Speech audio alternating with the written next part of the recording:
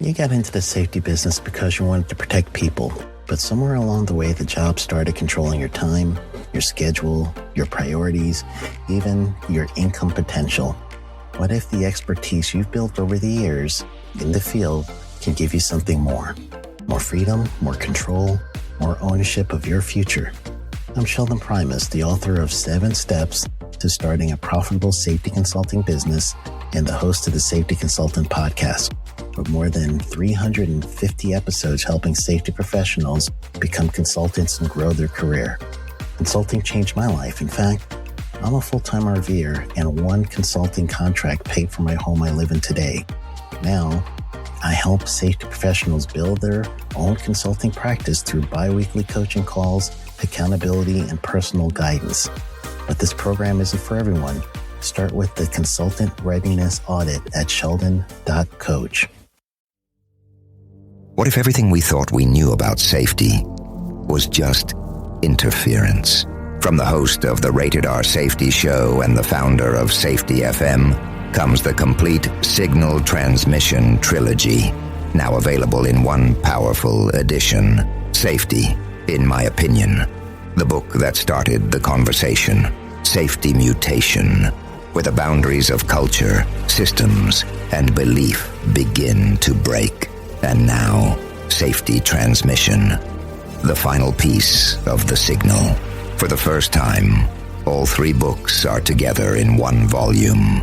The Signal Transmission Trilogy, Complete Edition. This isn't just about compliance. It's about consciousness. It's about decoding the way we think, lead, and live, inside and outside the system. Whether you've been following the signal since the beginning or you're just now tuning in, this is the version to own. Search Signal Trilogy on Amazon or visit safetyfm.com to get your copy now.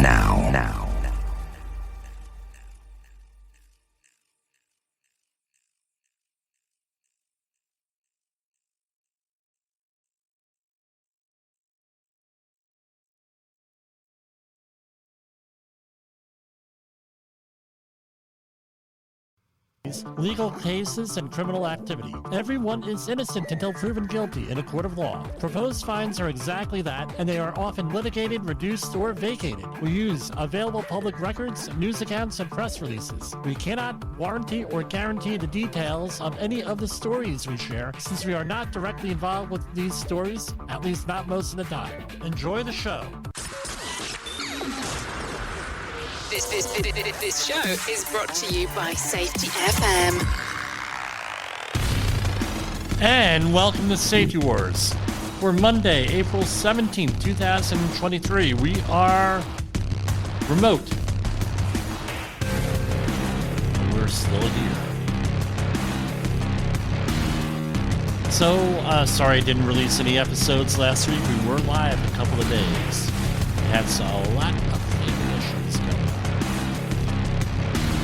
Spoke about it with Jay Allen, the great safety sage, safety mystic, Jay Allen, here on Safety FM.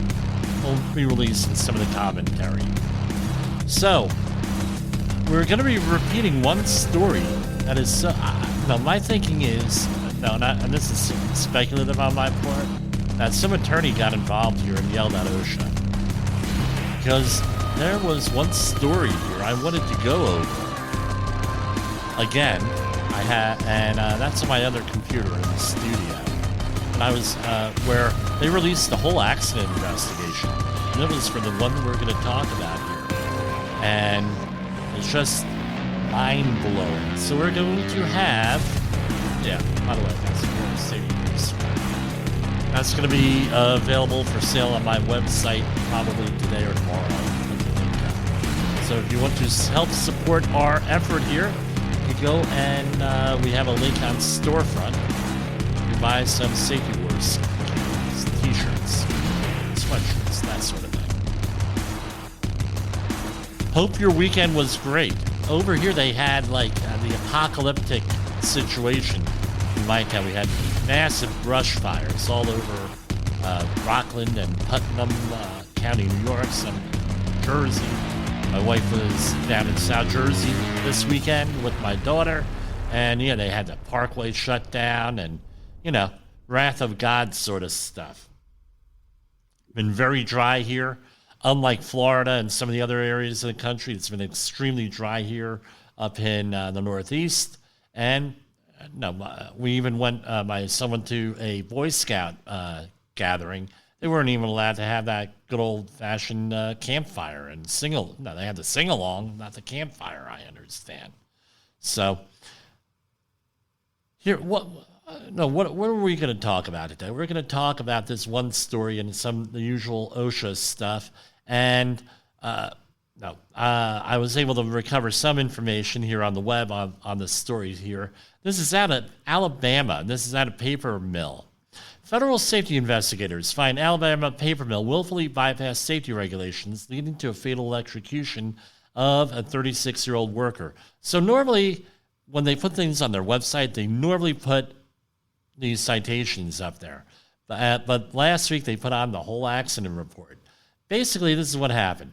This company had a conveyor, and it was a steel conveyor made for paper. They had a series of 6 different conveyors set up, and what they ended up doing was they did not de-energize it, allegedly. A worker touched the conveyor, it being metal, conducting electricity, and he was the path to the ground, and it got electrocuted. Apparently, there was some issues as far as the accident and some other stuff went on, but somebody at the company called up the coroner and said, "Can you make that like a heart attack and not electrocution?" OSHA found out about it, and basically, let's just say that they weren't happy. They whacked him with a whole bunch of repeat violations and serious things and what have you. Bottom line is $227,040 in penalties because some of them were repeated from a incident they had last year in Burlington County, New Jersey. I believe it was Florence, New Jersey. Big issue here. So what do we, what's the moral of the story here? Obviously, work safe, lockout, tag out, doing all that stuff that we're meant to be. What we have to do, and lockout, tag out, compliance, 1910-147, is just to know that if you try to abscond from the regulations and the reporting requirements, like a lot of companies do, where they don't report OSHA recordables that have to do with overnight stays in the hospital, hospitalizations, that miss the deadline for reporting the 8 hours for fatality and everything else. Unless you have a very, very good reason for that, it's not. They're not happy about it, and you're going to have a very adversarial situation with them. That's not something we want to do. So that's in the news reports. I was able to find one on Insider, businessinsider.com. Story by Grace Dean from April 14th, that's last week. And the company's attorney allegedly, and this is all allegedly, also asked the coroner's office to change the cause of death to heart attack. So pretty sad story for everybody involved here. Some more OSHA press releases. Right, because they took it off, I feel like putting it up, but I don't want to have an issue here. Some more press releases from the Department of Labor, and here you go. Okay. U.S. Department of Labor finds Arizona Veterans Healthcare Facility exposed employees to potential deadly hazards on steam lines. So let's see what this is about. Federal safety red inspectors found that the U.S. Department of Veterans Affairs endangered maintenance workers at its healthcare facility in Prescott by allowing, again, this is the VA, this is the government doing it, right? In Prescott, by allowing them to work on steam lines without ensuring they followed the required safety precautions. OSHA identified 1 willful violation, 2 repeat violations by the department's Northern Arizona Veterans Affairs healthcare system and issued 3 serious notices for exposing employees to burns and other serious illnesses. OSHA identified the violations during October 2022 inspection.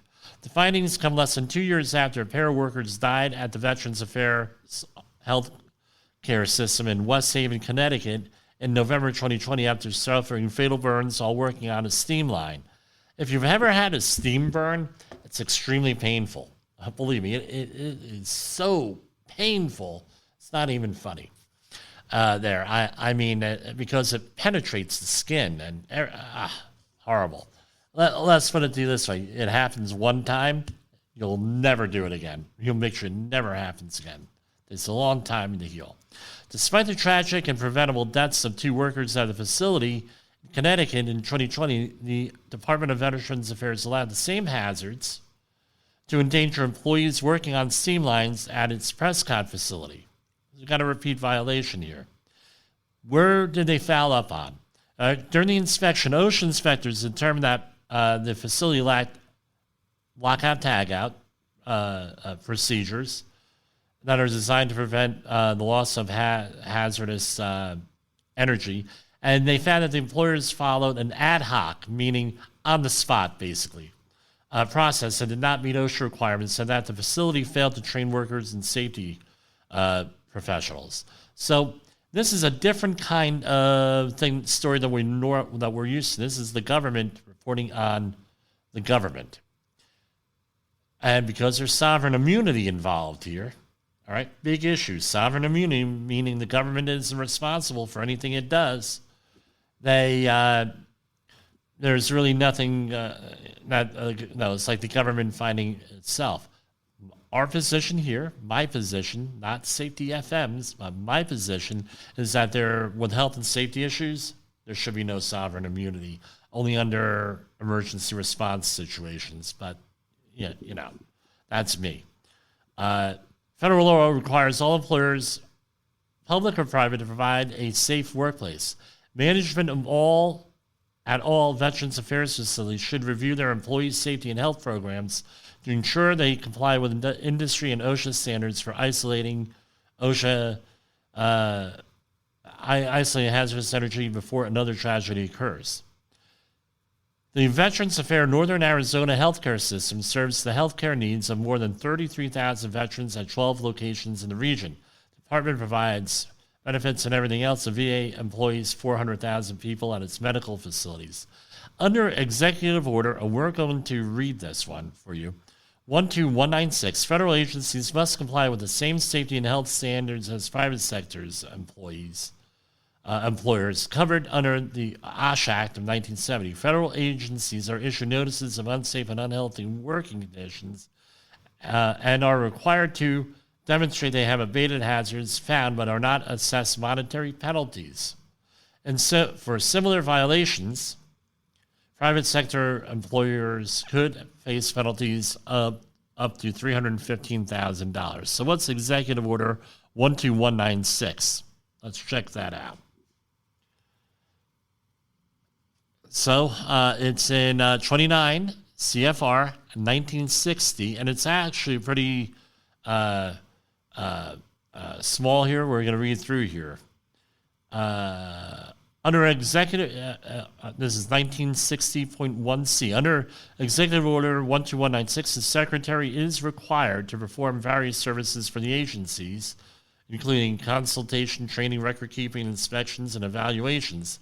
Agencies are encouraged to seek such assistance, right, from the Secretary, as well as advice on how to comply with basic program elements and operate effective occupational safety and health programs. Under the request of an agency, the Office of Federal Agency Safety and Health Programs will review proposed agency plans for the implementation of program elements.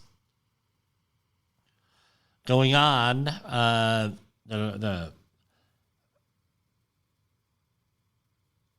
So all of the elements apply to all federal agencies. No provision of this executive order or part shall be construed in any manner to relieve any private employer, including federal contractors or their employees, of any rights or responsibilities under the Provisions Act. So that's basically it. Although an agency may not have the authority to require abatement of hazardous conditions in private sector workplace, the agency head must assure safe and healthy working conditions for his or her employees. This shall be accomplished by administrative controls, PPE, or withdrawal of federal employees from the private sector facility, blah, blah, blah, if it's a private sector facility. So basically, no teeth to this. This is part of the problem with a lot of federal agencies, state agencies, unless they're covered under a state program of some sort that actually holds their feet to the fire. My opinion, and a little editorial opinion here, is that they should be covered under OSHA and should be cited, etc., under OSHA or another agency and be fined, or if not fined, some other type thing. And that's not the opinion of most safety professionals, but no, enough's enough here. It's causing political divides and political issues in the country with a lot of communities because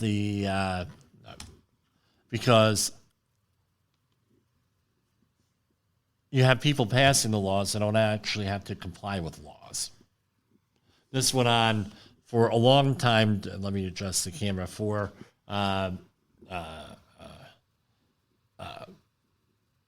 1994, where government didn't have to live under its own laws, so they could do pretty much anything they want. And we've gotten away from that. Now we're back into it, and it's causing issues for a lot of people, legitimate issues. Okay.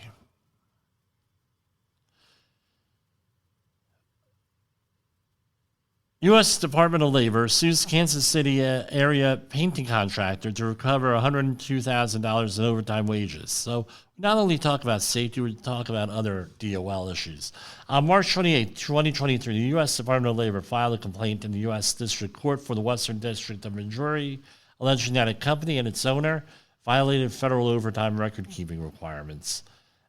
So they're basically $102,000 in damages they're looking for, and $52,000 rough almost in unpaid overtime wages, and an equal amount of liquidated damages for 29 painters. So here's my question. If you're going to be hiring these contractors, may be worth it to do a Google search on them.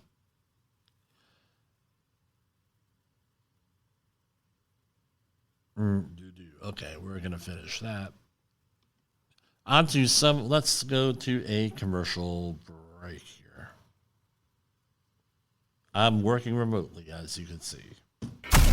In the professional safety community, communication and planning are just a few keys to your program's success. The question many practitioners have is, where do I start? Dr. Jay Allen, the creator of the Safety FM platform and host of the Rated R Safety Show, has built a global foundation to help you along the way. Go to safetyfm.com and listen to some of the industry's best and most involved professionals, including Blaine Hoffman with the Safety Pro, Sam Goodman with the Hop Nerd, Sheldon Primus with the Safety Consultant, Jim Pozell with Safety Wars, Emily Elrod with Unapologetically Bold, and many others.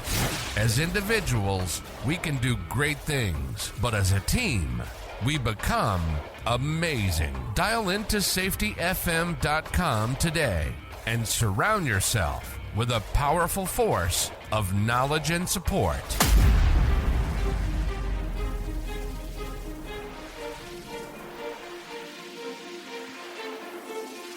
OSHA recordables, catastrophic losses, environmental disasters. You want answers? So do I. This is Jim Pozell with Safety Wars. That's my daddy.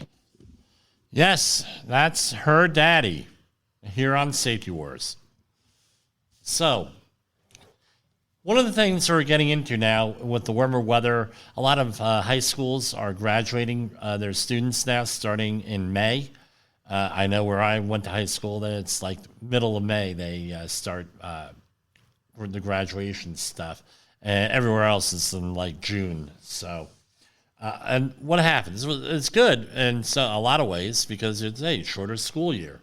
You get a head start on summer jobs or whatever else you're going to do that summer. Well, what happens is where do a good chunk of the injuries occur all the time? It's on younger workers, believe it or not. So there's been a lot of research here, and I just had it here, on young workers and their accident rates. And I just lost the webpage. Oh, here it is. So you're going to say, well, young workers, okay, well, they are resilient. Yeah, well, guess what? Here's some of the statistics right from the Centers for Disease Control here, from NIOSH, the National Institute for Occupational Safety and Health. In 2020, right, there were about 17.3 million workers under the age of 25, right? These workers represented 11.7% of the total workforce. In 2020, 352 workers under the age of 25 died from work-related injuries. In 2020, there were 26 deaths to workers under 18 years of age. In 2020, the incidence rate for non-fatal injuries for workers 16 through 19, that's right in your high school junior and seniors, and maybe sophomores, right, was 149.8 per 10,000 full-time employees and 141.8 per 100,000 full-time employees for full-time employment for workers ages 20 to 24. In 2020, the rate of work-related, right, this is the linchpin here, guys. This is the grab you. In 2020, the rate of work-related injuries treated in emergency departments for workers ages 15 to 24 was 1.5 times greater than the rate of workers 25 years of age and older. Pretty serious there, huh? So you're 1.5 times more likely to get hurt from a non-fatal injury with that, right? And if you really want to do a deep dive, the Bureau of Labor Statistics has all of the statistics here. All right, for them you can dig deep into everything. So what are we talking about here with young workers? Why are they at risk? Well, some of the research is this, right? Young workers get injured or sick on the job for many reasons, including unsafe equipment, inadequate safety training, inadequate supervision, dangerous work that is illegal or inappropriate for youth under 18, pressure to work faster, and stressful conditions. So let's talk about dangerous work that is illegal or inappropriate. So when I was up and coming, everybody always said, oh, meat slicer, because a lot of folks, a lot of people, their first job is in the restaurant industry, the service industry, maybe working in your local supermarket doing stuff or something like that. So every state, federal government restricts what you're allowed to do if you're 18. But every state has a different take on things. So, for example, some states, construction work of any type is prohibited. Not allowed to do it. No way, no how, nothing, nada, zero. Not allowed to do it. Here are the federal ones. What are you not allowed to work around if you're a minor? In or about plants that manufacture or store explosives. Motor vehicle driver and outside helper. So if you are a lumper, what they used to call in the warehouse industry, what's a lumper? It's someone who actually unloads the trucks, right? Coal mining, by the way, 3 summers. I did this for a company that doesn't exist anymore, Twin County Grocers. It's not in that form. For Food Town, my brother and I worked together side by side, doing selecting when I was in college, where you were actually loading trucks. Coal mining operations, locking and or operating any sawmill, lathe mill, shingle mill, or cooperage stock mill, operating power-driven woodworking machinery, which I find unusual because a lot of vocational technical schools have wood shop, but not allowed to work around power-driven woodworking machines.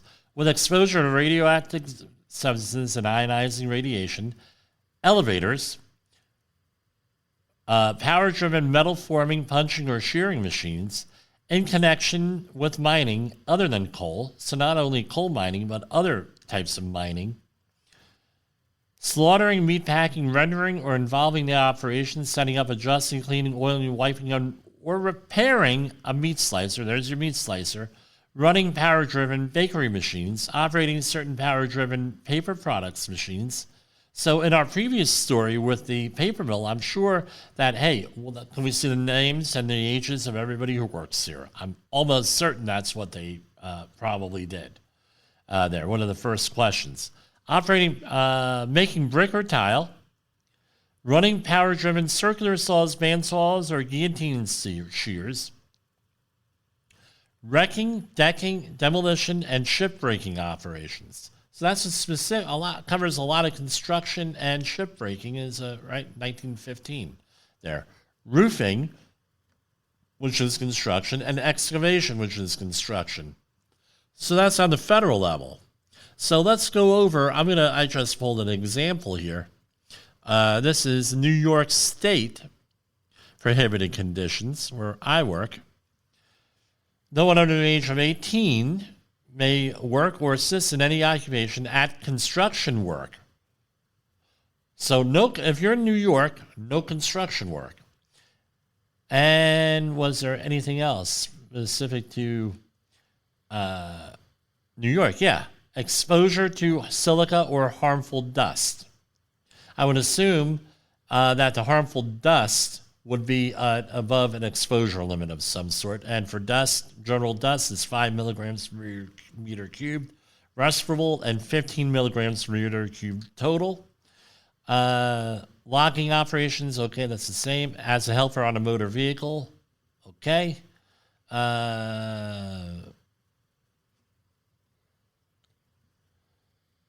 Abrasives, working with abrasives. Packing paints, drying colors, red or white leads. Poisonous acids, operating boilers, working in a jail.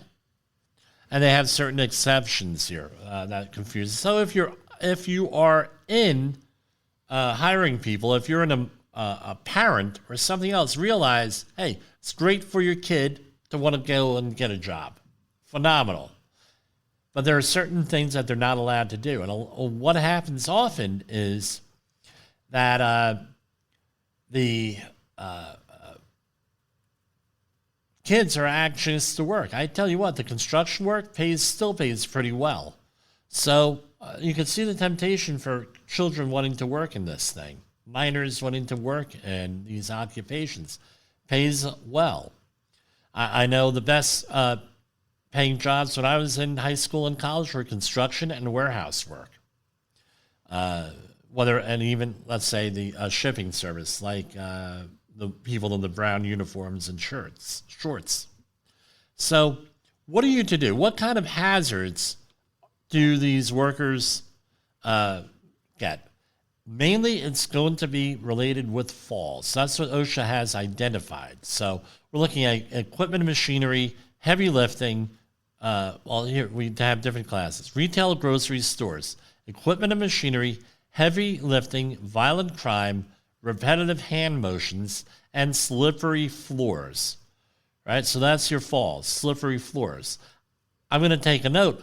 In most states, children are not allowed to work at height. Minors, so any type of work at height, whether it's a roof, getting on the ladder, anything like that, not allowed to do it. Food or fast food service.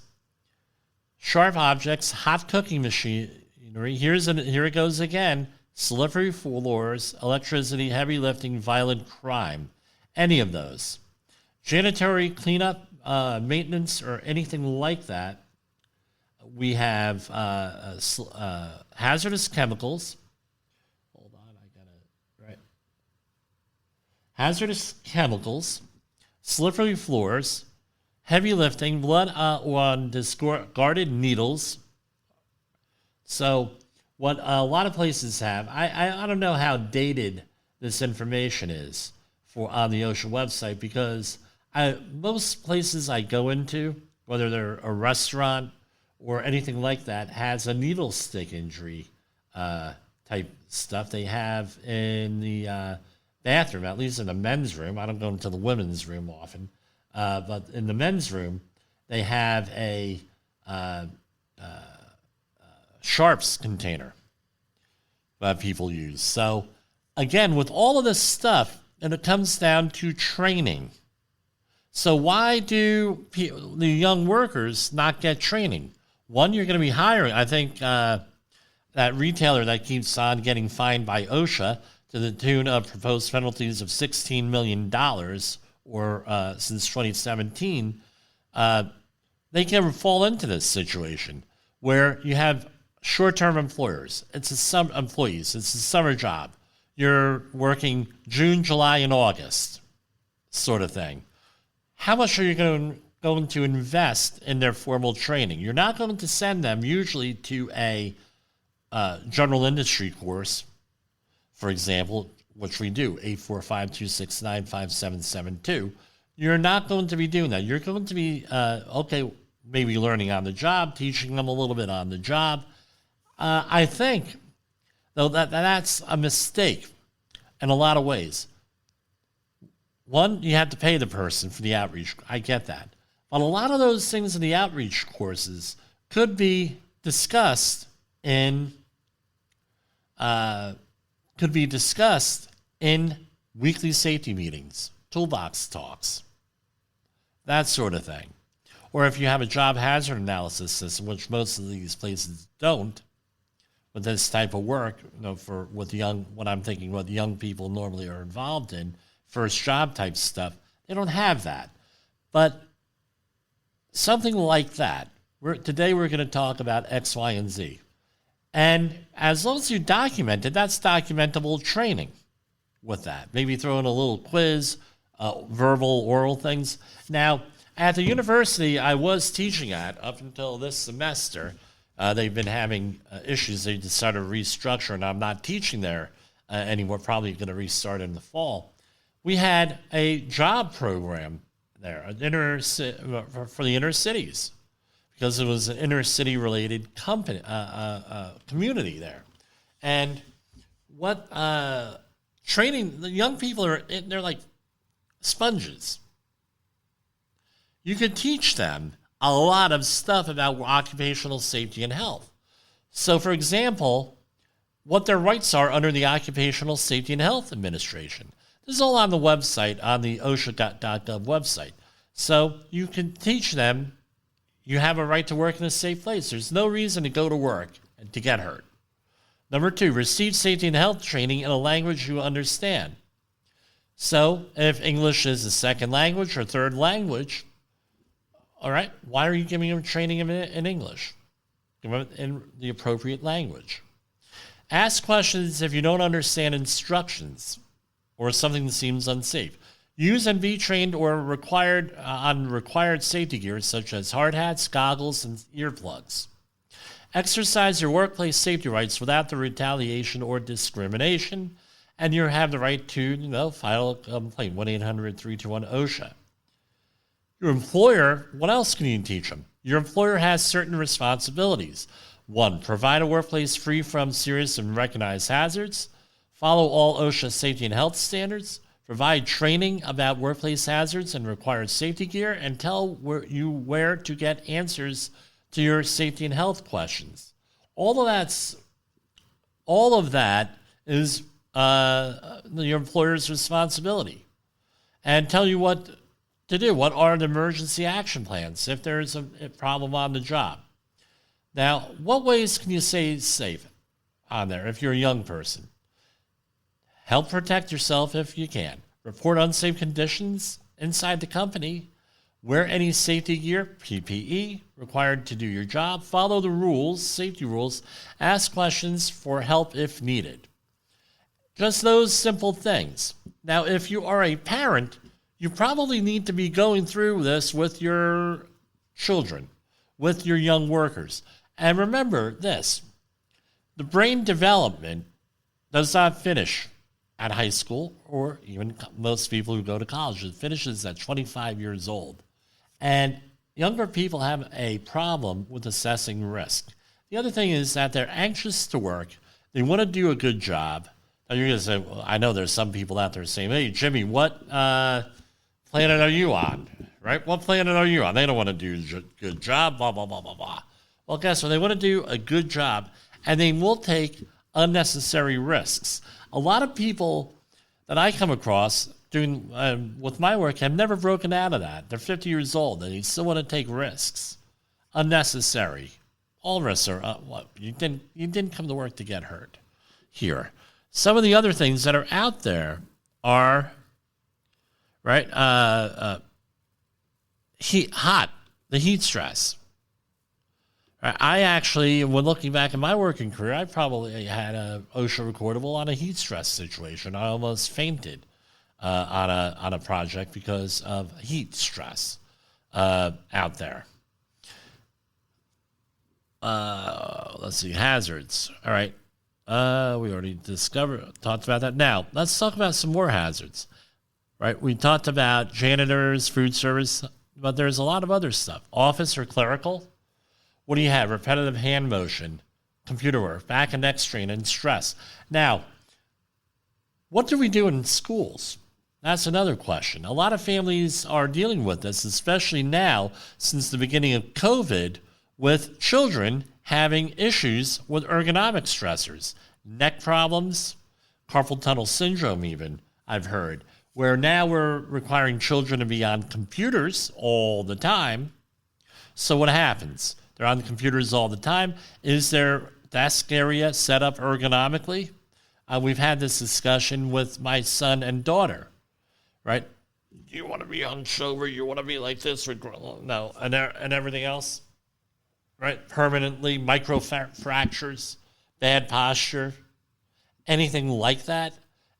Now, 1 hour is one thing. These kids are on computers 6, 7, 8 hours a day in some cases. Right? Outdoor. And then they want to come home and be on the computer. And it's like, no, time out, kids. Go outside. Play. Be free. You know? Sort of like, no. It's the end of the school. No more teachers. No more books. Right? No more teachers. Dirty looks. I remember that song from when I was, yes, I'm dating myself by a lot. Outdoor work. Big thing. Exposure to the sun, heat, landscaping, pesticides, machineries and vehicles, electricity, heavy lifting, and noise. A lot of kids work in landscaping. Here's the question. Can they work with a lawnmower legally?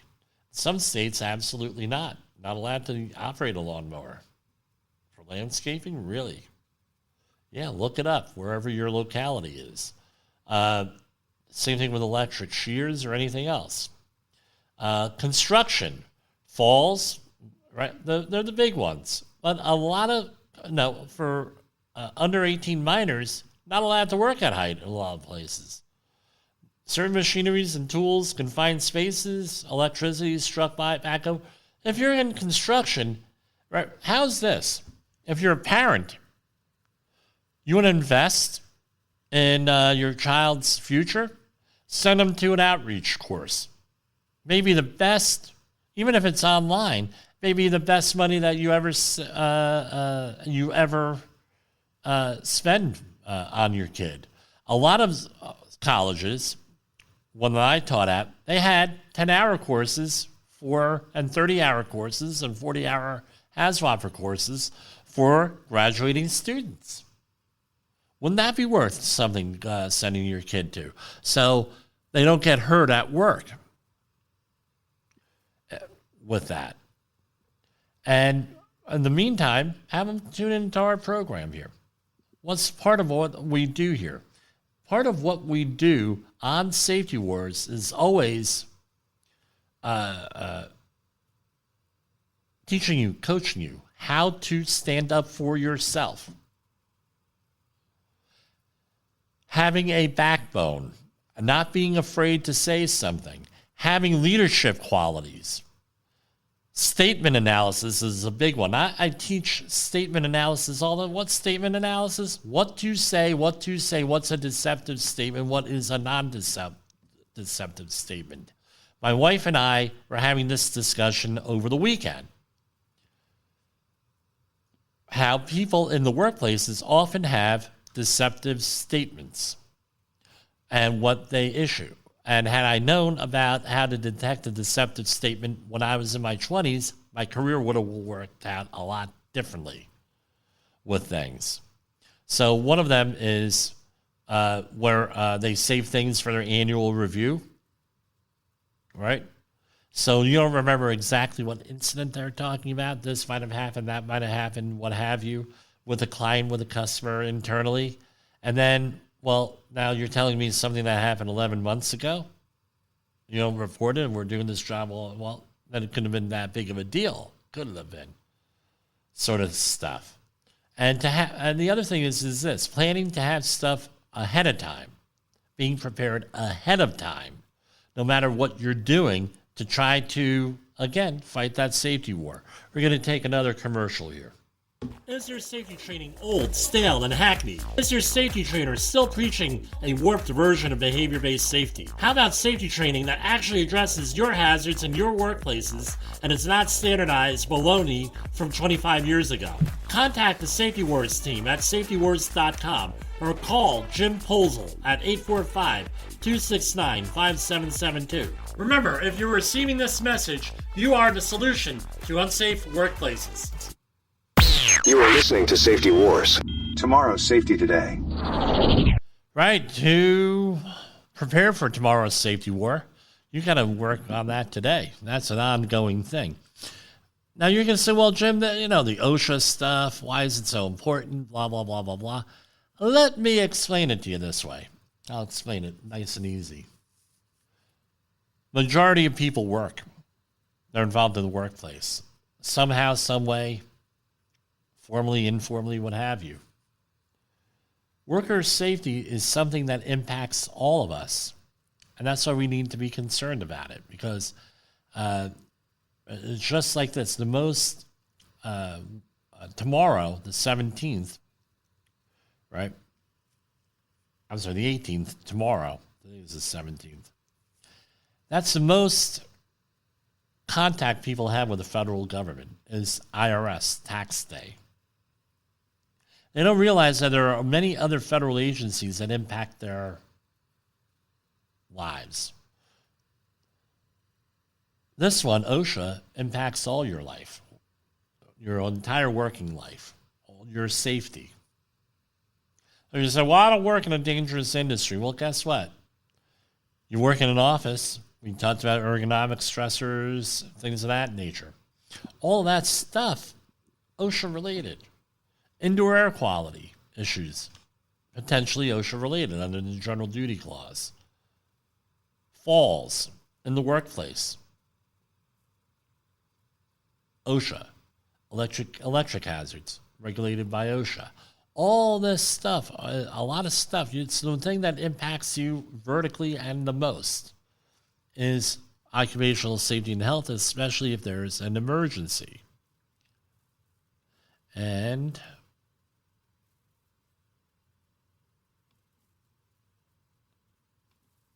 we're going to move on to something else here.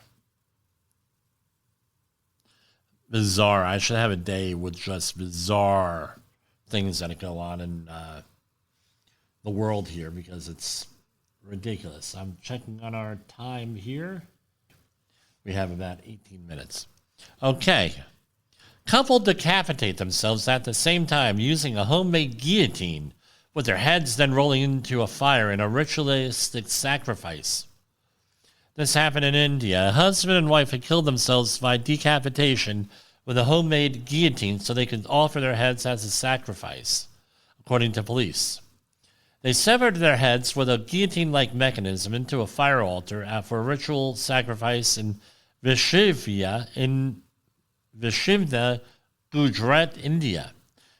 Vinchimna Police Sub-Inspector said the ritual was carried out between Saturday night and Sunday afternoon, and the couple left a note for their 2 children, parents, and relatives who lived nearby.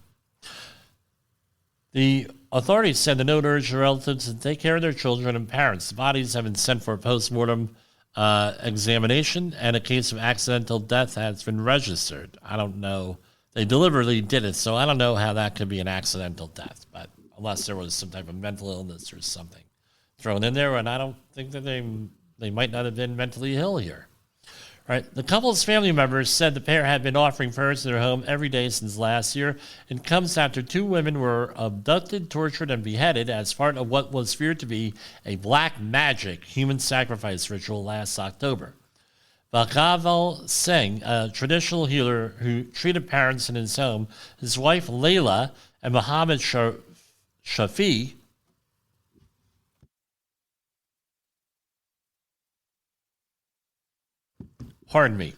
the pair had been severely tortured, and the accused allegedly lured them into their home by promising money.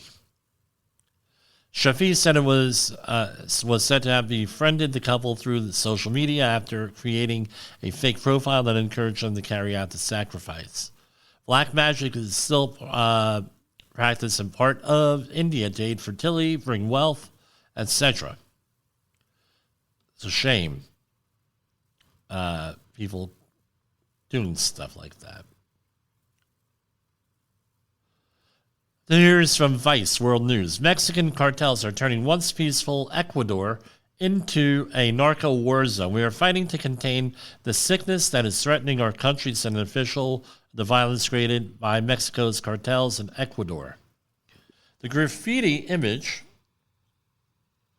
of the tiger with bared fangs makes clear who controls the neighborhood in this impoverished city near the Colombian border. The Tiguanos, an Ecuadorian gang allied with Mexico's brutal Jalisco New Generation cartel. God help anyone who gets it, and it going on and on and on. So this thing is spreading even into the United States for a very long time. Russians boasted that just 1% of fake social profiles are caught, leak shows. So this is going on with the leak from last week from the chat app Discord. The Russian government has become far more successful at manipulating social media and search engine rankings than previously known, boosting lies about Ukraine's military and the side effects of vaccines with hundreds of thousands of fake online accounts, according to documents. So this is what I'm going to say on this. Don't be manipulated, be informed. That's part of what we're out here doing, is making sure you're not manipulated, that you are informed on what the hell is going on so you cannot be manipulated. This was always frustrating to me, especially in politics. Now you say, well, Jim, you're talking politics. I was involved in politics for a long time. Just because you see it on TV or hear it on the radio or now see it on the internet does not mean it's true. Doesn't mean it's true. People are not, this is the main argument against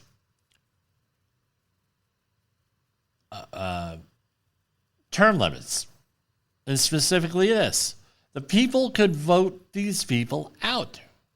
They don't need to listen to what's on the media, what's on the news. They got to find out themselves. Getting them to do it, that's an issue. But to continually try to influence elections, these people wouldn't have any influence in your life if you didn't give it to them. There's a story I was going to share today, but it was a little bit more controversial, and I think it would be a trigger, and specifically on teen girls and what they go through with this social media stuff. Right? Women have always, and girls and women have always compared themselves to a standard of beauty, whatever it is for that time. I remember when I was that age. I know it now. But as I tell people, this is not real. It's not real. If it's not real, why are we so worried about it? As a doctor on the air that I used to listen to way back in the day, sometimes for laughs, said, go to the mall. Nobody goes to the mall anymore. So you know how dated that is. Go to the mall. Right? Someone will call up for a show. I'm not attractive enough to get a boyfriend, or I'm not attractive enough to get a girlfriend. Blah, blah, blah, blah, blah. Okay, she said go to the mall. What do you see at the mall? Don't like the mall, go to a shopping center, go to a sporting event, go to a concert, go wherever, where the people. Are those the most attractive people around? And they got boyfriends, girlfriends, husbands, wives. It doesn't matter. Matters to the extent, of course. People like looking at beautiful people. That's okay, great. But don't go around comparing yourself to anybody else. It's really not worth it. Really, it isn't.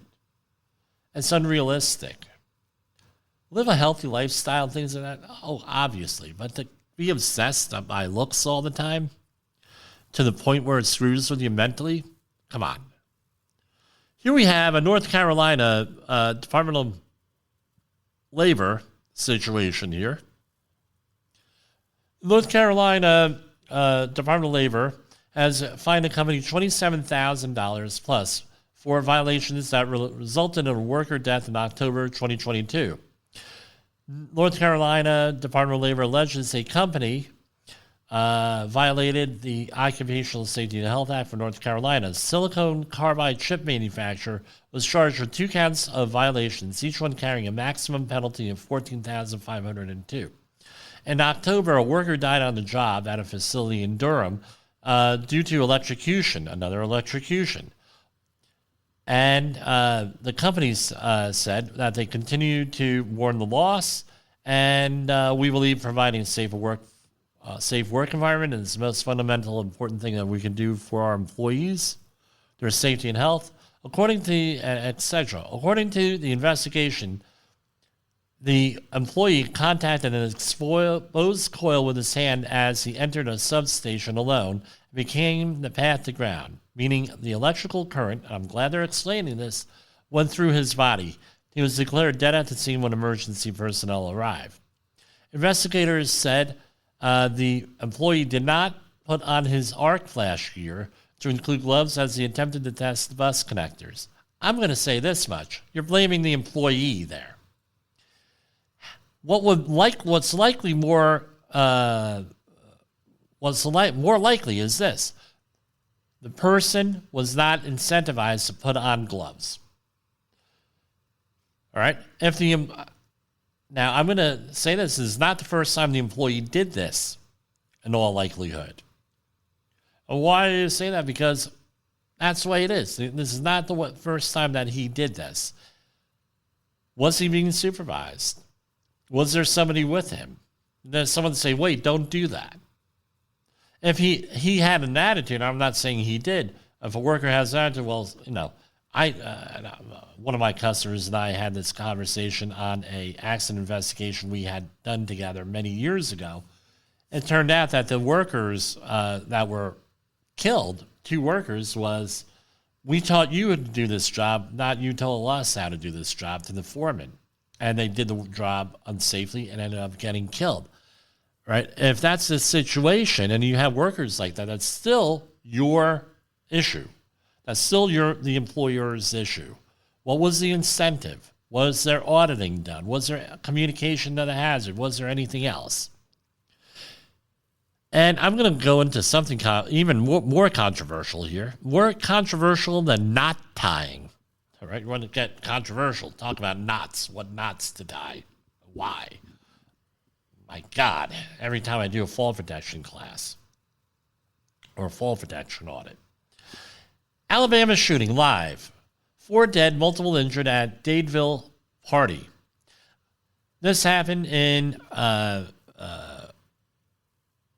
where was it? Alabama, right? Over the weekend. There was another incident in Chicago with almost like a riot by young people up there, or some type of major event, unplanned, not formally planned. I'll say that. Wasn't that it was not planned. Wasn't formally planned.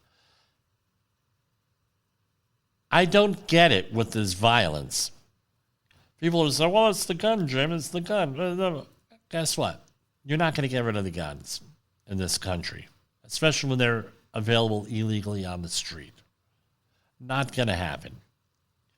What is causing this kind of violence? We had guns, semi-automatic guns, and whether they're assault weapons or not, they're the same, ballistically. Function-wise, they're the same. We had this stuff going way back in the 1950s. Why do we have this violence today in the under 18-year-old and under crowd? A lot of controversial things there. One of them is that we have a collapse in the mental health system here. We have people not seeking treatment. Yeah, that's true. Is that the only thing out there? That's where this has to be attacked from. But the thing is that it's going to take a lot of commitment.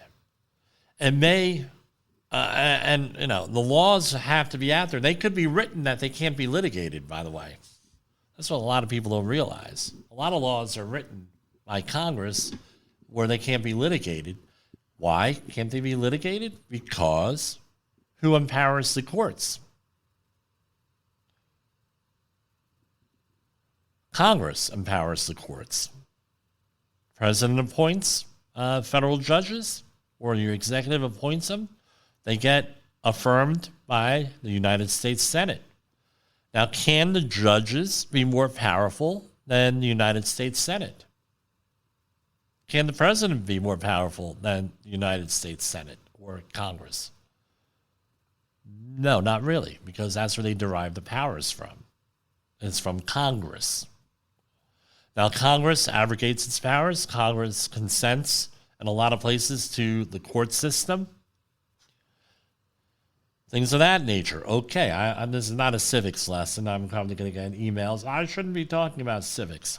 But this is what it comes down to, is that something is going on in society with mental health, and this is happening. Now, we're going to get it from the other side. Well, statistically, things are going down and blah, blah, blah, blah, blah. Okay, I get it, statistically. But we're getting more of this stuff reported all the time. Note, I did not mention the shooter's name here. I probably never will on any of these stories. But what are we going to do about mental health in this country? A couple of suggestions: more screening in schools, more education to parents, caregivers, families, more empathy. A lot of parents are brutalized. Well, how do you think they're going to raise their kids? They're going to be brutalized too. I had stuff coming out when I became a father that I went through that resurfaced. As everyone knows here, I went through a very abusive thing. A little bit of, oh shit, that happened to me. I remember how that happened to me. But I came up with okay, that happened to me. This is how I handled it, or this is how I should have handled it. That's how I manage it with my children, is you got to learn from my mistakes. Do some of the lessons take? No, some of the lessons don't take. I mean, obviously. But most of the lessons do take. And as my kids get older, they're like, oh, well, maybe daddy isn't wrong on this. That's what has to happen. And it seems like a lot of these things keep coming up with the children on different family situations, different community situations, things of that nature. We need to work on that stuff as a society. We need love. We need empathy. We need to get along with each other. Teamwork. Not forced teamwork, like we talked about a couple of weeks ago, where we have forced affiliations, right? And forced this and forced that. How about organic relationships? Getting to know people. Things of that nature. That's what we need. That's how we're going to fight that safety war, and that's how we're going to win it, is through that. Working together. Working for a betterment. Teamwork. All right, that's my homily for the day here. Here we have another electrocution. This could have been an electrocution Monday. A 61-year-old worker was killed in northern Oakland County Tuesday. This is West Virginia, I guess. WWJ News Radio 950 is where I'm getting this story, wherever that is. Michigan, this is. So this happened on April 4th. The report states the electrical maintenance journeyman was working with several other people to dismantle a transformer when the radiator assembly came loose and struck him, causing fatal injuries. Authorities with the fire department responded to the scene, and this is the 7th workplace-related death this year in Michigan. Now, again, electricity. I don't like to screw with it, ever. I'm afraid of electricity. So, where are we now in the program? So, we're going to cut it right here. Again, working together, teamwork, getting along. I'm going to depart with this. My scout leader, Skipper Kish, right, from the Sea Scouts, he was asked why he had the type of job that he had. He was a private contractor. He said, look, I could have been a corporate guy. He told my brother John and I. Could have been a corporate guy. But they sent me to a class to learn how to fire people. And he said, I would rather have a class on how to get along with people. I'm going to leave you with that, some wisdom from Skipper Kish. For Safety Wars, this is Jim Pulzel. The views and opinions expressed on this podcast are those of the host and its guest and do not necessarily reflect the official policy or position of the company. Examples of analysis discussed within this podcast are only examples. They should not be utilized in the real world as the only solution available, as they are based only on very limited and dated open source information. Assumptions made within this analysis are not reflective of the position of the company. No part of this podcast may be reproduced, stored in a retrieval system, or transmitted in any form or by any means, mechanical, electronic, recording, or otherwise, without prior written permission of the creator of the podcast, Jay Allen.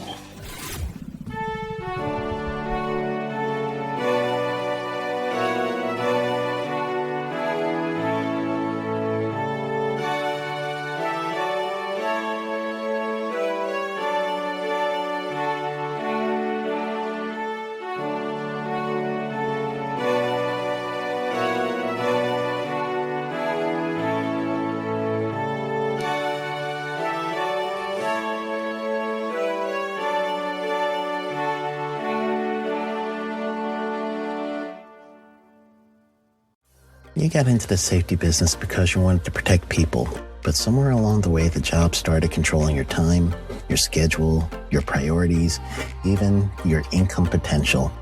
What if the expertise you've built over the years in the field can give you something more? More freedom, more control, more ownership of your future. I'm Sheldon Primus, the author of 7 Steps to Starting a Profitable Safety Consulting Business and the host of the Safety Consultant Podcast, with more than 350 episodes helping safety professionals become consultants and grow their career. Consulting changed my life. In fact, I'm a full-time RVer, and one consulting contract paid for my home I live in today. Now, I help safety professionals build their own consulting practice through bi-weekly coaching calls, accountability, and personal guidance. But this program isn't for everyone. Start with the Consultant Readiness Audit at sheldon.coach. What if everything we thought we knew about safety was just interference?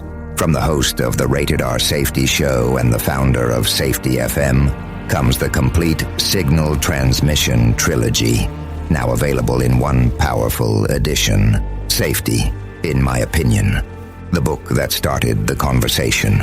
Safety Mutation, where the boundaries of culture, systems, and belief begin to break. And now, Safety Transmission, the final piece of the signal. For the first time, All 3 books are together in one volume. The Signal Transmission Trilogy, Complete Edition. This isn't just about compliance. It's about consciousness. It's about decoding the way we think, lead, and live, inside and outside the system. Whether you've been following the signal since the beginning or you're just now tuning in, this is the version to own. Search Signal Trilogy on Amazon or visit safetyfm.com to get your copy now.